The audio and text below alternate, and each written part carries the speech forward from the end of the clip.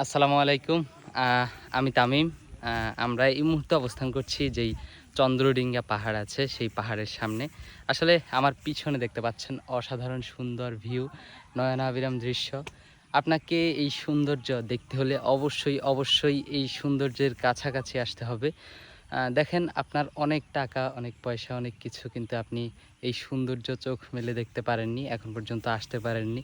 তো এটা আপনার জন্য খুবই একটা আফসোসের বিষয়। তো দেখেন আমাদের ছোটোবেলায় একটা অনেক ইচ্ছা ছিল যে একটা সাইকেল হবে, অনেক ইচ্ছা ছিল। তখন সেই সময়ে সাইকেলটা আমরা কিনতে পারিনি, ঠিক আছে? টাকার জন্য। তখন ওই সাইকেলের জন্য যে আক্ষেপটা আছে ছিল, তখন কিন্তু আমরা নিতে পারিনি। কিন্তু এখন অনেক ভালো সাইকেল কেনার ওসাদ আছে, অনেক ভালো মানের সাইকেল কিনতে পারি এখন। কিন্তু এখন সেই বয়সটা আর নেই।